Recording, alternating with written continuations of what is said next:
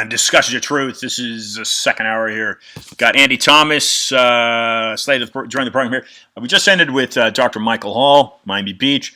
Very intriguing what he has done to fight for your rights, not only in the medical field, but civil. Look, yes, WIPO, WIPO, World International Public Patent Organization is what I think it stands for. Just type it into your web browser, type in WO 2020 060606. So this is fact, as far as I know. Okay, it's available on Google. Seems legitimate. It's been up there for a couple months. This is a Microsoft patent to run a cryptocurrency system off of microchipped human beings. You toss that in with the fact that Bill Gates is calling for digital identification and microchipping.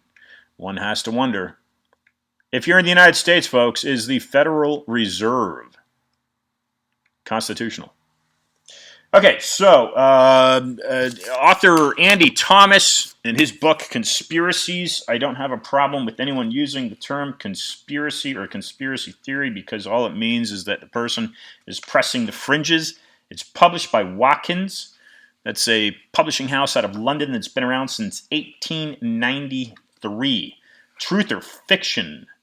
Read the facts about the world's biggest conspiracy theories and decide for yourself. This will be the second time Andy is joining the program. Let's see if he's available. Ring him in right now. This is Discussions of Truth. I'm your host, Ian Hamilton Trottier.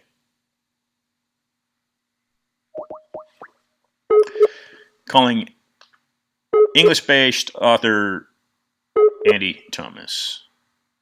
Thanks for listening. Catch me Wednesdays at 5 p.m. Eastern Standard. Okay, try his line here. Wait a second there.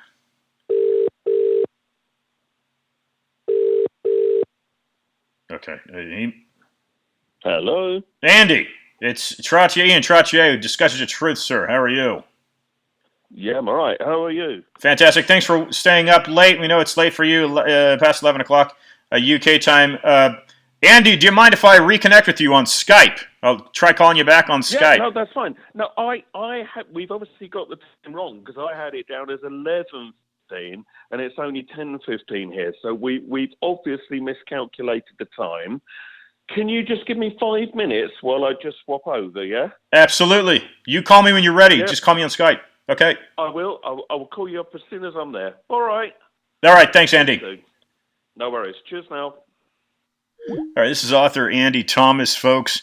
This will be the second time he's joining the program. As I mentioned, his book, Conspiracies, the Facts, the Theories, the Evidence.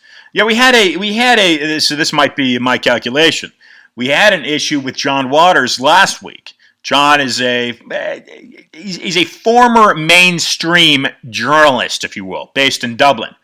If you're not familiar with what he's doing, and this is what you need to be doing, and it was nice to have Dr. Hull join us last hour out of Miami Beach and him talk about fighting for human rights, because this is exactly what's happening, folks. Whether you realize it or not, your rights are being completely trashed and washed away.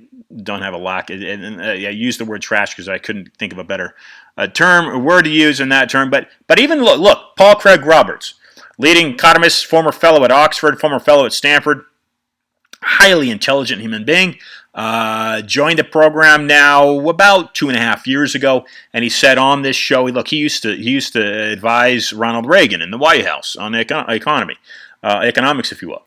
He said on this program, he said, Ian, Americans, this is 2.5 years ago, he said Americans no longer have constitutional rights. It's a facade. It's a mask. You think you have rights. Yeah, well, the fact of the matter is the rights are completely under attack. We're not censored in the way that the Chinese are censored. But we are heavily censored, folks. And it takes an event like a 9/11. Look, for me, it didn't hit. 9/11 came, and I was ready to sign up and join the military and go kill people. wonderful, a wonderful decision, right? No, not a wonderful decision. I chose a different route. I don't believe in violence. I don't like guns, but I do support the fact if you want to defend yourself and you own a gun, put a gun in your house. I have no problem with that. I personally don't. That's my own opinion. But again, I don't have a problem with defending yourself. And you attack me, I will defend myself. Okay? We are under attack. We are under attack. I've been peeling the layers now for 3.5 years. I was invited to do this program via Wynwood Radio initially out of invitation. I never set out to do this program. I never set out thinking, oh, I'm going to start a weekly online radio program. I never had that inclination. I was invited to do this because of the research that I found in regards to the Zika and the Dibrom pesticide. Zika being a virus discovered in the 1940s, Uganda forest, Rockefeller Foundation financed, and the virus or the pesticide for it, Dibrom, also engineered by Rockefeller scientists via the Chevron Chemical Corporation in the 1950s. Okay, we just had on Dr. Hall out of Miami Beach. He spoke extensively about his involvement to defend human rights. Look, it's an invasion of airspace. You get sprayed with a known neurotoxin. This is known out of studies out of Oslo. It's banned in the European Union. You get sprayed with a known neurotoxin. You're a pregnant woman, and you know that the fumes and the air that you're breathing in have a neurotoxin in it. You will go into a defensive mode, my guess. I would hear the crop duster buzz right over my head, 5 a.m. Miami Beach. That's right on Meridian Avenue, right there on the beach, center of the beach. I'd hear the crop duster buzz over my head after I read the studies, and I would smell this burn. I knew firsthand, this was a very toxic gas being used against the people. For what? Like Dr. Hall said, there were no known cases of Zika. There's Andy. Bringing Andy Thomas in, author of Conspiracies, published by Watkins, 1893, London House. Andy Thomas. Ian, hello. Sorry about that. We obviously had worked out the time wrongly, but it's all right, as long as you're okay at that end. I'm absolutely perfectly fine. It may be an issue on my end, Andy. Last week we hosted John Waters. I don't know if you're familiar with him. He's a former mainstream media journalist out of Dublin, and he's fighting the High Court there. Right. Yeah, we had him on the program, and he and I had the time mixed up. So it might be something on my end where I'm miscalculating the hours. Oh, well, listen, never mind. I mean, I checked it as well. So I sometimes when you look at these time converters, they don't take into account sort of British summertime or whatever, so maybe they assume that you're going to add that on. But anyway, there we are. Here we are. We're here now. Andy, it's nice having you back on the program. Would you tell listeners a little bit about what you've been up to? Of course, we've got your newest edition of your book. We want to get into that. Conspiracies, published by Watkins. But give listeners a little bit of background about what you've been up to since the last time we've had you on the program. I mean, one of the interesting things when you write a book or even give a lecture about anything, but especially the world of conspiracies and mysteries, is that nothing stays the same for very long. And I mean, the book Conspiracies, which came out originally 7 years ago, it needed updating. And so, I spent a lot of time looking at everything from Donald Trump to Edward Snowden to 1,000 different things that have happened since the last edition, and maybe we'll talk about some of that. And so this book came out just at the beginning of this year, and instantly we had this pandemic. Interesting. And of course, instantly there were thousands of theories about that. So in fact, just in the last 3 weeks, I've written a whole new introduction which you'll get on the Kindle edition of the book now, and eventually that material will go into the printed version, and I've written a very long article which is now on my website, basically trying to get down to the bottom of what is going on now, because of course, nobody can seem to get to the truth of what's happening. And as you know, there are thousands of different opinions, many arguments, and many people very worried that our freedom is being taken away, and we're not really fully understanding why. So, that's really been the focus of the last few weeks for me. And I've been in contact with a lot of people, having lots of conversations and trying to get a balanced view on what's going on. So that's where I'm at the moment. Fantastic. So, Andy, you may not remember, I started the program in Miami because of the Zika virus. We just had on the last hour a medical doctor based in Miami Beach, and he gave his firsthand views on what's happening with COVID-19. But certainly, when the Zika virus hit the shores of South Florida, and I got entangled because I felt like the folks democratically were not being represented. The corporations were forcing this pesticide down their throat, an invasion of their aerospace, and so that's out of invitation. Windward Radio, and I was invited to start this online program, and like you're saying, I certainly then almost 4 years ago now, 3.5, I never saw. But it's almost like deja vu having this COVID-19 thing come now globally, causing this global pandemic. Now, John, it was fighting, and this is like you're saying, Andy. We're talking about having our rights taken away on so many different levels, and it's being disguised as if it is actually meant to help us. Let me mention something too, Andy. I want to quickly insert this. I don't know if you've come across it yet. I'm finding that many people that I talk to have not found this yet. But there's an international patent, Andy, that Microsoft has just published, and it is an electronic software to run a cryptocurrency system off of mining microchipped human beings. What's your opinion on something like that? Well, I mean, listen, microchipping people, that's something that's been a concern in the truth seeker world for a very long time. And it's worth noting, isn't it, that, when people like David Icke talked about that 25 years ago, Yeah. everybody laughed. And are they laughing now? Not so much, because, yes, there is a clear, I think, intention now to, well, effectively microchip us. Now, I mean, there's a lot of talk at the moment, of course, of there being potentially a vaccine coming in for whatever this thing is we're dealing with at the moment. And it's been openly discussed by the Bill and Melinda Gates Foundation that it might well have a digital imprint, basically. So they will know whether or not you've had the vaccine because it will show up digitally. Well, quite a few people have pointed out reasonably, well, isn't that basically the same as a microchipping program? So where they say, oh, we're not microchipping people, of course they are. You've just given one example there of how it's almost coming in through the back door, as we would say here. And a lot of people are very worried that we're now being forced into a position where we're going to have something like that to function in society. And that is not a free world. And that is something which, of course, is of great concern. But if you talk about it in the mainstream, you will be accused of being a terrible person. Now you can't have a sensible discussion about anything that goes near the word vaccination because you'll be taken offline, you'll be deplatformed, and you'll be told you're an evil person. So we're now in a very strange position where, we've got very rich, powerful people telling us we must have this or we must have that.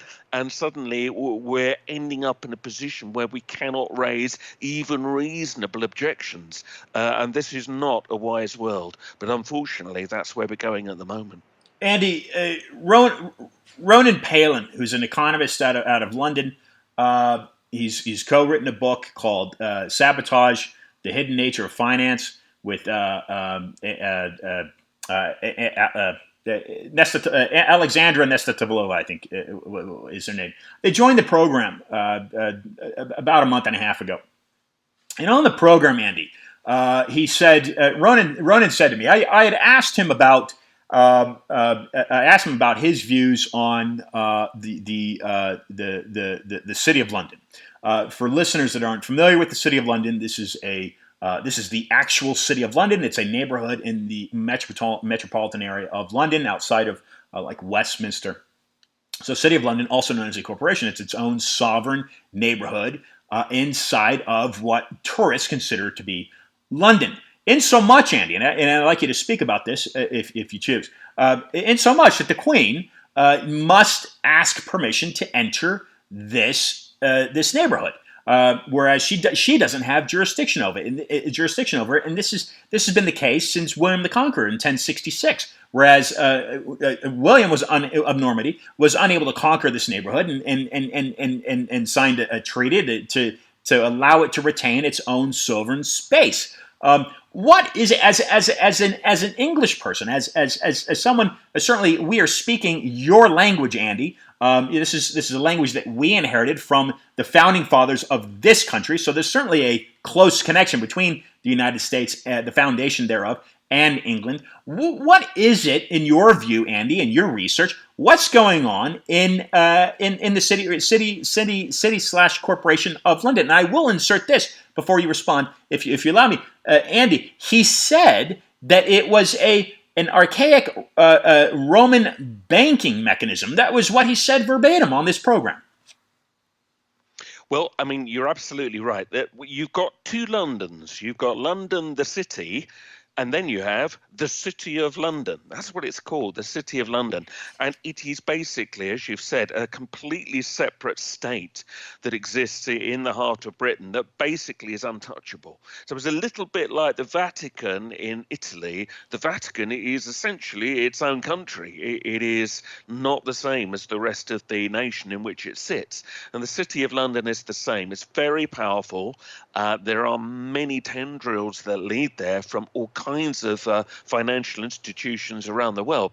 And, although we might look at Britain today and say, well, it's not that big on the world stage compared to how it was, say, when it had the empire, make no mistake, it has huge influence. Now, that's not to say Britain, all the British people, but that is the financial institutions. And one thing you can be very sure of is that although now we've just announced today Britain's now in the worst recession it's been in, for a very long time, and that's likely to get much worse, the people sitting in the City of London will probably not come out of it too badly, because they are talking huge amounts of money, huge amounts of influence. And by the way, there is a fair amount of evidence that the financial markets around the world seem to know that the financial world was going to crash anyway. There's quite a lot of thinking which says that basically overlending, too much credit, they've done the same thing they did last time when it all crashed in 2008. But then, knowing that there was this virus around, or claims of the virus, it suddenly became very convenient to blame all the financial disasters on the virus, and that what they've actually managed to do is to evade responsibility. So they're saying, well, everything has gone wrong now financially, it's all because of the virus, but actually there's a fair amount of evidence that it was about to happen anyway, if that makes anybody feel even slightly better. But they've managed to therefore shift the blame onto the virus. And that we've had economists even speaking on mainstream radio here just in the last few months before the virus arrived, warning of this. So it's not like it wasn't being talked about. Plus, we had the oil crisis, OPEC versus Russia. That's taken oil down to its lowest prices in absolutely decades. That was a disaster in its own right, but it got completely sort of pushed aside by all the worries over the virus. So, yeah, the people in the City of London and all the other massive financial institutions around the world, I think they know a lot more than they're telling us, which you can rely on, of course. You've got a 300-page book written on various theories, conspiratical in nature, published by Watkins, one of the largest publishing houses in London. You're renowned for diving deep into unexplained mysteries. Andy, we've had on program a high-ranking Canadian politician, Paul Hellyer. You've written a little bit about what's going on in Area 51. Listeners may be privy to Operation Paperclip, Paperclip, and that was German scientists from the Nazi regime. A few of them starting the NASA program in the United States. Paul has said, now I didn't ask him the question on this program, just because this is where you really start to get fringe. But he has said that he knows firsthand that the planet that we know of and identify as with being Earth and us being human beings, he has said that it has been infiltrated by an extraterrestrial species. What can you say? And again, you address in your book via Area 51. But what can you say to that, Andy, in your research? Well, I mean, Paul is a very important figure in all of this because he's one of those people that, he's worked in high ranking positions, very high ranking, and he's one of a number of people who have come forward and basically said, there are various governments in the world, especially the US, as you would imagine, that are in contact with beings from beyond this world. And I mean, the evidence is fairly overwhelming that at the very least, strange things are flying around. But, they've managed to sideline this for years. You've got other characters that were part of the Disclosure Project, which has been running for years, like Colonel Robert Salas. Now, he was present in 1967 at the Malmstrom nuclear base in the US when an object, a flying saucer of kind, suddenly appeared, in the sky above the base and effectively neutralized the missiles. Everything went offline. They couldn't get them to work. There are various tales very similar to that from around the world. Now, that has huge implications because that means we may well be dealing with beings that can actually shut off our weaponry and probably do incredible things. So the question is, how long, therefore, can they keep hiding this? We all know about Area 51. They say it's just standard science stuff being tested there. But, then you hear the claims and people like Bob Lazar, and even if you don't believe all the claims, very clearly they know far more than they're letting on. And we have people like the Mexican Air Force. They have gone public in saying there is definitely a UFO phenomenon that they cannot explain. And I do find it interesting that right in the core, right now, of when, the world's been turned upside down, suddenly the US military is releasing new film and new documents about UFOs. Now, what's that about? Because if you wanted to really make the public think, oh my God, everything's going crazy, it's a very interesting time to do that instead of calming people down. So is that a distraction or are they building us up for something? And I know some people think we're being built up now for some kind of announcement, although I would say we've heard that for many years. But certainly, yeah, there's something interesting going on around that. There's a new sort of build-up of discussion around the whole idea of ETs and UFOs, and I don't think that's coincidence. I think it's as a human being, these are questions that need to be asked. And again, Paul Hellyer is I think he's now in his 90s. He's the highest ranking Canadian politician in Canada, and actually in the UK collectively outside of Prince Philip, is my understanding. So we're talking about an individual that is incredibly well respected in politics and also very well educated. And so when someone like that speaks out about something that can quickly be shunned as a theory, one must look into it. Andy, let's look at it from this standpoint. We certainly are we've allowed this generationally. We are all enslaved, if you will, to the current economic system that we face. We've got drastic plunges in oil prices since the COVID-19 pandemic has started. Again, I had inserted the cryptocurrency angle. There have been other reports about in the United States introducing a nationally recognized, on some level, minuscule be it, a cryptocurrency type system for Americans to bite onto. We have also inserted the Bank of England, which is a sovereign entity, banking entity to the rest of the Commonwealth, or the people that the Queen certainly represents. Again, distinguishing between the two. Could it be possible could it be possible, Andy, in your view, that this health pandemic it has been designed to be used to be a cog to help create a global economy or Well, currency this is therein? certainly, yeah. I mean, this is certainly one of the views that whether you believe this is real or whether you believe it's a hoax, we're not going to answer that today. But whichever way you look at it, let's say the virus is real. Okay, let's say it's real. It's being used to justify a complete reset of the economy, a complete reset of our understanding of what freedom and liberty is.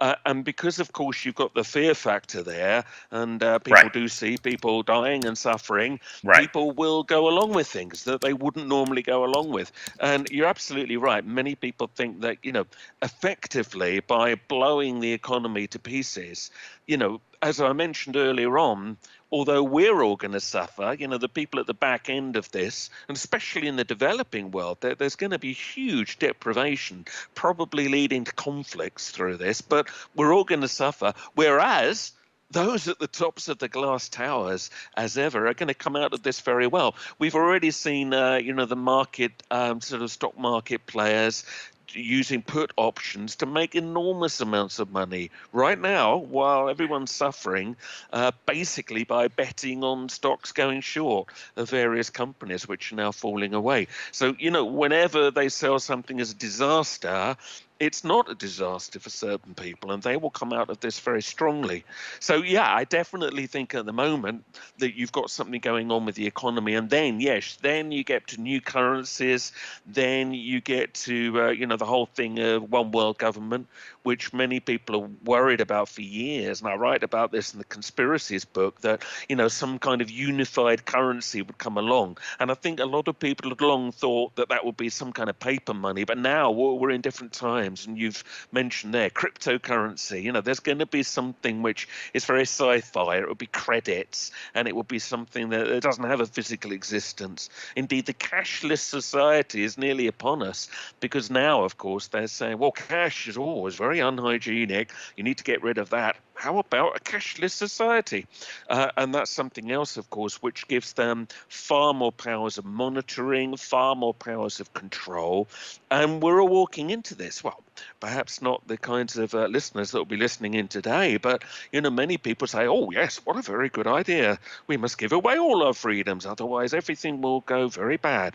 And people buy into this because they're scared and they're not aware of what the full issues are. And that is always a bad combination for freedom. Let's shift gears here, because I think this is enticing to listeners anywhere. I want to visit briefly. In your book, you address Paul McCartney and Princess Diana, and those are two of the most commonly used names, I would suspect, globally. You've got a rock legend, and then you've got a royal legend. I want you to address both of those, because these are things that can be found in your book. Let's begin with Princess Diana. Was Princess Diana murdered in a staged car crash? And if so, how is it relevant to listeners today? So Princess Diana, I mean, she is the British equivalent of the JFK conspiracy theorist. So, I mean, she was a much loved character, and she was certainly not a straightforward character. Some saw her as championing, normal people. She split up with Prince Charles, and she started to give these interviews where she was sort of implying that she knew how the nation, Britain, was being run, and that there were, quote, dark forces abroad. And it was beginning to edge into criticism of the royal family. Now, that's when many people thought, oh, is she going a bit far here? So when she then died in the car crash in Paris in 1997, a lot of people, and I don't just mean conspiracy people, but a lot of everyday folk here and in some other countries said, that's very convenient. It felt almost like it was too easy. She'd been, annoying a lot of people and campaigning against landmines. She had, arms companies not very happy. So there were lots of people that would have benefited from her not being around. But all of that, that's just theorizing. The question is there anything strange about the events surrounding her death? And that's when it does get weird, because yes, there are. And in the Conspiracies book, I go to some lengths to try to outline some of these, because when you begin to understand the anomalies, a bit like JFK, you realize this simply isn't straightforward. So, I mean, everything got blamed on the driver of the car that crashed, and we are told that he was drunk, except the evidence that he was drunk is virtually non-existent. Very few people have ever said that. He looks fine on the CCTV. The blood sample that apparently proved that he was drunk was not his blood. That's even been accepted in the mainstream. They accidentally mixed up the sample with somebody else's, but they say they did further tests, and yes, he was drunk. But there are so many problems. His family, as the inquest was taking place, his family had been told he would not be blamed. And then when the inquest was announced, he was blamed. So you've got that strange aspect. You've got the strangeness of the fact that in the crash itself, there was a white Fiat, which is an Italian car, Right. which we know was involved because it left its white paint on the side of the black Mercedes where they died in. It sped off. The French authorities said they couldn't find it. The CCTV, the cameras in that part of Paris were all off that night, would you believe, for maintenance. So they said they couldn't trace it. But interestingly, a man called Mohammed Al Fayed, who used to own the big shop Harrods in Britain, now his son Dodi had just died in this crash because Dodi Al Fayed was going out with Diana at this point. And Mohammed Al Fayed wanted to know, reasonably enough, more, and he tracked down private detectives. And they found a man called James Danson, who did own a white Fiat, and the detectives thought it was probably him. Well, he said it wasn't, but shortly after being exposed, he was then found dead in another car. He had a hole in his head. It looked like there'd been an attempt to decapitate him. The car had been set light to, clearly from the outside, and it caught fire. And the authorities concluded that was suicide. Now, when you actually look at the circumstances of the death, believing that really was suicide is very hard. And yet these are the strange things that nobody seems to think is weird. We have Diana's letters. She wrote to her butler and said, there is a plot to kill me. These are all in the public domain, by the way. You can find them, you can read them. She'd also told her solicitor, Lord Mishcon, his name was, the same. I think they're going to try to kill me. So you've got all these clues, and then you've got all the very strange things about her death. And the list goes on. There are many, many things. In the book, I list a lot of other things too, which make people suspicious that she was becoming awkward. It was now convenient to remove her. And it doesn't prove it, absolutely, but if you ask a different question, if you don't say, was Diana murdered in a staged car crash, but actually say, is there something strange about the way she died? The answer really does have to be yes. And there's many unexplained things about it, as you get in many classic assassination, theories. It's the way of it. When there are unanswered questions, it's reasonable enough that people are going to want to know more about what's going on. Andy, killed by Lee Harvey Oswald or not, in your view, as an Englishman, why was JFK assassinated? I mean, now this is really interesting because there's kind of more stuff coming to light about this more and more.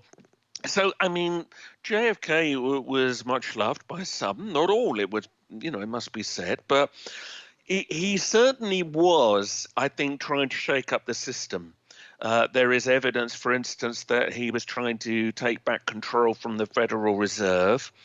He had certainly annoyed the mafia and was talking about trying to do something about them. And then, you've got things like he has spoken out against secret societies. Well, these are very powerful in all Western societies. Sadly, at the top, I'm afraid what secret society you're in is going to get you to the top more quickly, if you're in the right one. You've got that. He'd also been he'd been basically proposing that Russia and the US work together on their space program. Now, we all talk about the space race, but everybody forgets that Kennedy thought that the way forward here was to basically, work together. And he had also given an order to declassify again, UFO information to the Russians. Now, not everybody was happy with that. So, if you put all that together, plus everything that had happened with Cuban, the missile, crisis and all of that, again, a bit like Princess Diana, there were various factions that you could easily see would benefit from his removal. Now, that doesn't prove it, but again, then you look at the circumstances, and these are very famous, around the killing, the shooting, and all the things that led up to it. It's very hard to believe that literally only one man was involved. And I think it's very, very clear, as I'm sure you've discussed on this show before, it's very, very clear that, there's so much more to it than that. And again, that is why all these years on, the JFK arguments, they will not go away. And they won't go away over Princess Diana either, because there are just too many unanswered questions. And I think the hope always seems to be that all you've got to do is kind of let it fade into history and we'll all forget about it. And sadly, of course, many people do. But I don't think we should allow these things to be forgotten because they can then always happen again. If you don't nip it in the bud, if you don't say, well, hang on a minute, this is a bit strange, then they could do it over and over again, which sadly they often seem to do because they know that we all have short memories. So again, there's a lot about JFK in the Conspiracies book, as you would imagine, but not just because it's classic history, but because it has a relevance to now, because you don't know who they're going to try and take out next that they decide they don't like. And if you can see the patterns of conspiracy history, and I try to draw attention to this in the Conspiracies book, you then realize that you've got to watch out for it going on at all times, basically. Yeah, one could go to the Rockefeller Foundation and simply see that I think it was in 2013, that foundation published a 100-year forecast of what they want to see, the changes they want to see implemented in global healthcare. This is fact. So if you're thinking about that type of money, like Andy is saying, relevancy for the JFK assassination in the 60s is very pertinent in 2020. Again, if you are a holder of shares that dominate a major currency, like we're assumed the Rockefellers and the Federal Reserve do over the US dollar. And certainly, like Diana may have understood what was running that country, does therefore, Andy, does the Corporation of London, or be it the City of London where the Bank of England is housed, does that represent the British people in your view? No, I think they represent themselves. And I think that's the problem, is that they give the impression that, when you call something the Bank of England, you think, oh, it's all our bank. They represent themselves. It's a closed world. They'll allow, certain finance out because they have to, or the whole thing wouldn't work. But no, at the end of the day, they are a law unto themselves. And I mean, if you look at the symbolism of some of this, so one of the key financial buildings in London is actually outside of the City of London, interestingly, but all linked financially, and that's a place called Canary Wharf. And Canary Wharf Tower is one of the famous buildings of London now, and it's got a great big glass pyramid on the top. And there are all kinds of theories about the size of it, the geometry of it. It all relates to the Great Pyramid in Egypt. And certainly you can't look at it and not think, hang on a minute, somebody's making a point here. They're linking modern power with ancient power. You've only got to drive around the City of London and look up, and the symbolism built into all the old buildings is packed with this. But of course, you have that in modern cities as well. Paris, in France especially, the whole way the roads are laid out, some people think, is in itself a kind of a mystical symbol which denotes power. That's true of Washington, many other cities around the world. So I think the people in the know, the people that do join secret societies and do believe in the power of symbolism, they don't leave anything to chance. And they can't quite help themselves by letting us all know what they're doing through signs and symbols. And of course, once you know where they are, you begin to see them everywhere. hidden in plain sight is the phrase that's commonly used. Is let's not forget that on the back of the US dollar bill exists that exact pyramid that you're speaking of, Andy, in London. This pyramid that seems to resemble the Pyramid of Giza is still currently printed on back of the $1 bill. Novus Ordo Seclorum, which is a Latin phrase, New World Order. Speak for a teaser a little bit, Andy. Speak a little bit about the Paul McCartney theory in regards to the individual that we know as Paul McCartney may not actually be Paul McCartney. Yeah, I mean, this is a really interesting one. So I use the Paul McCartney example in a chapter which is about, look, very divisive conspiracy theories. And it's something that's hard to come to an absolute conclusion to, but there are certainly some people that firmly believe McCartney died, the real McCartney, in a car crash in 1966. So this first got attention on a college radio station in America. And some of the people involved with that station claim the whole thing was a joke, they made it up. But then you start to find that if you look at the Beatles' lyrics, especially, and some of the record covers, there are these very strange clues that often seem to single out Paul McCartney. So if you look at the record covers, like for instance, their movie, The Magical Mystery Tour, and there is an album, of course. Three of them have got one color rose. There, I think a white rose, or he's got a black rose. On Abbey Road, the cover where they're walking across the pedestrian crossing in London. He is not wearing shoes or socks, the others are, and so on. He often seems to be singled out, and some people think that this is symbolism, that in fact he died and the Beatles didn't want their careers ruined, or were somehow part of some very strange psyops operation, and they went along with this and they got a replacement, and using plastic surgery and very careful selection of the right person with apparently even more talents than the original Paul McCartney, managed to keep this whole incredible edifice going for a few more years, but couldn't help themselves by trying to secretly let the world know. So you've got strange lyrics that refer to car crashes. There's a few of those. You've got A Day in the Life, famously, although that seems to have been written about a friend of theirs that was killed. But then you have another one. There's a song called Don't Pass Me By that also talks about a car crash and somebody losing their hair. And Revolution 9, there's little comments in there about hitting a light pole, had to go and see a surgeon, all of this. So this is all very strange. What's that about? And then you start to think, well, I don't know, maybe this is just coincidence. But then you find the cover of the album Sgt. Pepper's Lonely Hearts Club Band, and you see the drum kit where they stand around it. And if you put a mirror up onto the central logo on it, which says Sgt. Pepper's Lonely Hearts Club Band, if you put the mirror into the middle of it, you see the words "One He Die" with Roman numerals. And some claim that it's in fact the date of the car crash when he really did die. Now that's where you start to say, whoa, hold on a minute. Now that does feel a bit too weird. But does that prove the real McCartney died? Well, not necessarily. Some think that the whole thing was a way of selling records, that getting the rumour going was just a silly thing and adding in the clues, because it created a mystique around the records and so more people bought them, which, by the way, they did. After the Paul McCartney sort of rumour went around that he was dead, apparently it was a real boost because people were buying the records to listen to the lyrics and to look at the pictures.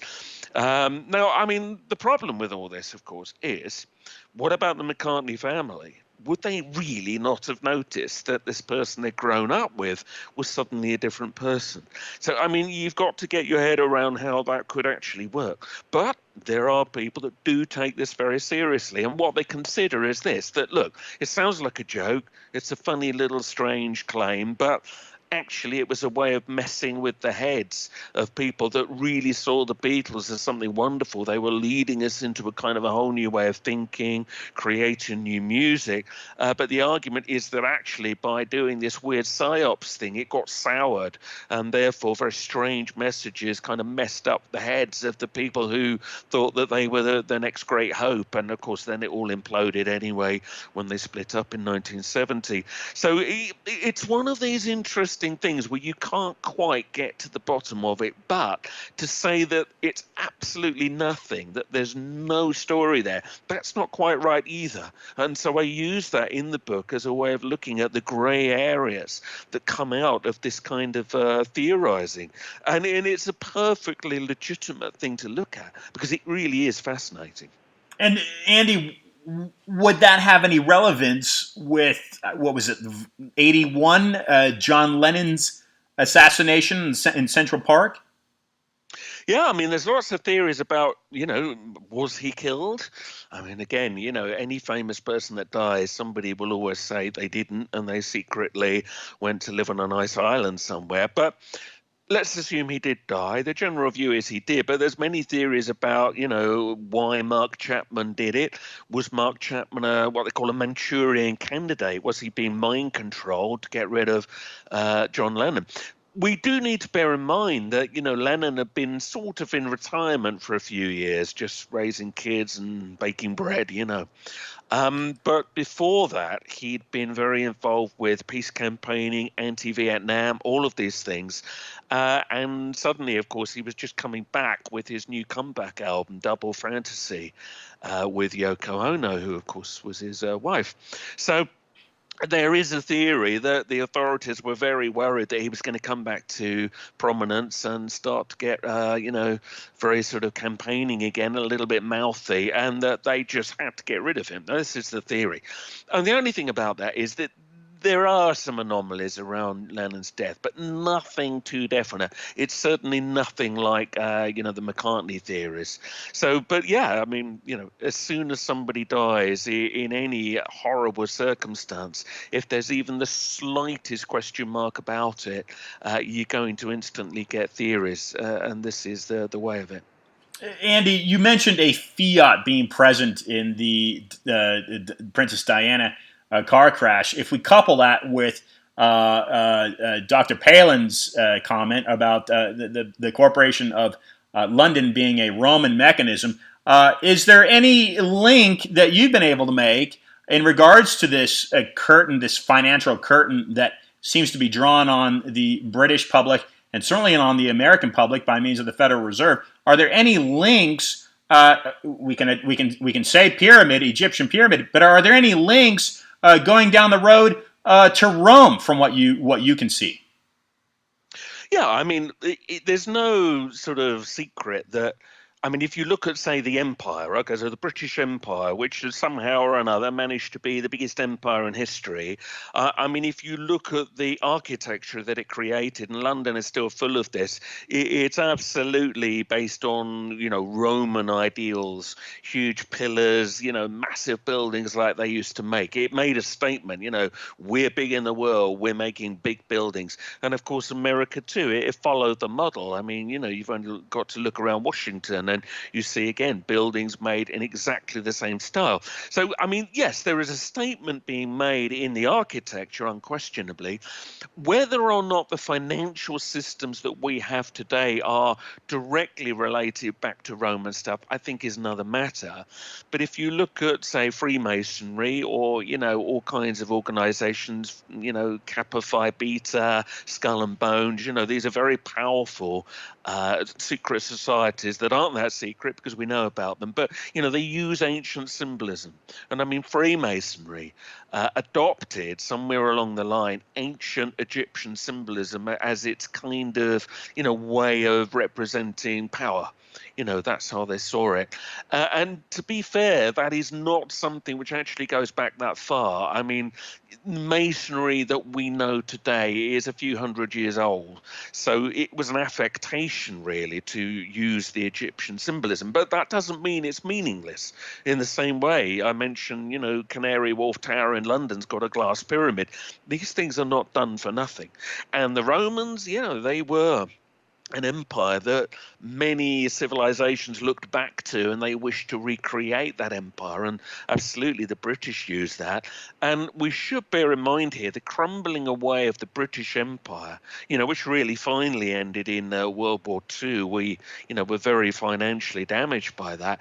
That really was the moment when the torch of the New World Order, which, by the way, is a real project, you can trace it, it's verifiable, that's when it firmly passes to America. So, although Britain is still involved in the New World Order, I think America is absolutely at the core of it. And so they took on the same kind of symbolism, the same kind of thinking. So, yes, from that point of view, there's a clear line you can draw. Whether there's an actual line of, people handing down the torch from Roman times onwards, I'm a little bit doubtful about that. But certainly in terms of looking back to those times and wishing to gain the power that they had, I mean, in fact, the British Empire was much bigger than that geographically. Yeah, unquestionably, that's in there. And because the New World Order came out of the crumbling of the British Empire, it really is the replacement for it. And that's why there are certain things going on in the world today that only really make sense if you look at the geopolitics of them, if you look at this notion of somebody wanting to create a wider network of unified power, because the Romans did it. I mean, they had a Mediterranean empire, but it was the world that they knew.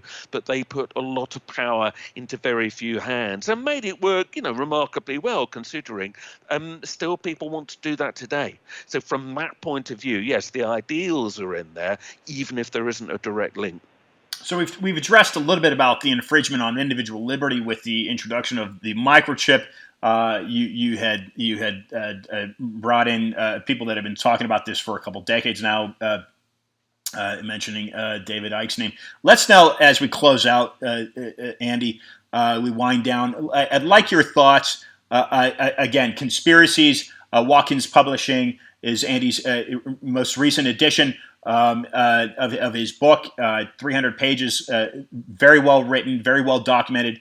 Andy, your thoughts, please. We currently now have the unfolding of the 5G network. We are all dependent in so many ways now on the internet and certainly what we know as our phones, iPhones or whatever it may be, whatever type of device one may have. With 5G moving into 6G and incorporating this global pandemic, Andy, is there a global governing elite controlling us from the shadows through fear, surveillance, and social manipulation? Yeah, I mean, I think ultimately there is. There's no question there are very powerful bodies in the world. There are groups, there are organizations. I don't think they're always united. I think there are factions. I think they argue with each other. But nonetheless, you can certainly see threads. And I think by many different methods at the moment, we are having our freedom taken away. And at the moment, we're seeing this now very, very rapidly with, with what's going on with the virus and the so-called necessary measures. But this was already happening.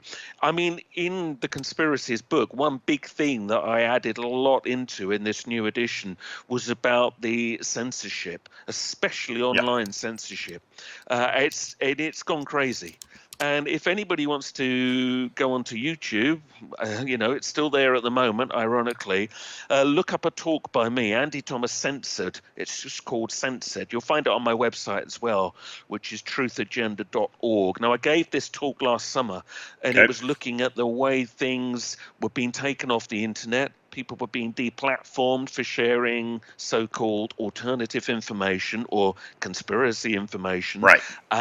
People were finding things are vanishing off of YouTube even before YouTube began to announce that they would take stuff down. Google search engines. I mean, you can search for things now that usually would have come up in the old days, number 1, number 2 in the search. You'd be lucky to find it on page 5 these days. They're getting pushed down. They're simply vanishing. This is censorship. But now this is massively accelerated. And with the arguments about 5G, now I don't know if you're aware of this, but just a few weeks ago here in Britain, there were some alleged, and I say that because it's not been absolutely proven, but alleged attacks on transmission masts by apparently people who were Yeah. anti 5G. Right. Now, whether you believe these attacks happened or not, because some think they were false flag, nonetheless, that didn't mean that we should all stop talking about 5G. But as a result, many media platforms said that is it. We are now banning anybody discussing 5G conspiracy theories, as they call them. Really? Now, what's really scary is the language that's come in. If you listen to the BBC or major news networks over here, anybody now that questions 5G even slightly, they are now described as lunatics, crackpots, deranged. I've heard all of these on mainstream TV and radio in the last few weeks. And of course, when you actually look at the people that do worry about 5G, many of them are not deranged. They are experts, medical professionals, scientists. There was a large body of them that actually did appeal to the UN just in 2017, sorry, to the EU, not the UN, to say we really need a moratorium on 5G because there is evidence that it has a biological impact and we need to look at this. But all of that now, you can't talk about it. And things have now actually been actively taken off. Facebook will take down any post now, if they can find them, which directly question 5G or in any way link 5G to the so-called virus symptoms and so on. That is censorship, plain and simple. And the problem is, many people are going along with this and they are believing that anybody that questions the norm on anything now is an evil person, is a dangerous person, a danger to public order and health. And it's really frightening how quickly this is accelerating, and we need to stand against it, and we need to challenge these platforms because, okay, hate speech is hate speech. If somebody's putting out something overtly dangerous, okay, maybe you need to look at that. But a lot of this stuff they're taking down is not. It's just perfectly legitimate inquiry that they have now decided through the new orthodoxy that they don't want anybody talking about. And that's a dangerous world because we are really heading for the Orwellian world, for the Brave New World, Huxley world. We are heading into this very rapidly, and it's happening now. And I'm still astonished at how many people don't see it. They don't understand what's happening. And our freedom, we've seen it vanish through the police states that have been set up to keep us off the streets in recent times. You've had your big protests over there, so people are aware of this. But it's something which is going to be used for a long time to control us. And not only control our movement, but control our thoughts and what we can talk about. And that's heading for a very, very dangerous world. So, yeah, I really recommend people, you look at this if you haven't spotted it already, and do something. Write a letter, speak out, do something while you can. Because at the moment, our ability to speak out is being crushed more and more every day. And that is a great concern. And I do raise that in this book. So even though the last few weeks it's become a really crucial crisis, if you like, it was something already building up. And it's worth seeing the clues and worth seeing where it's happening all around us.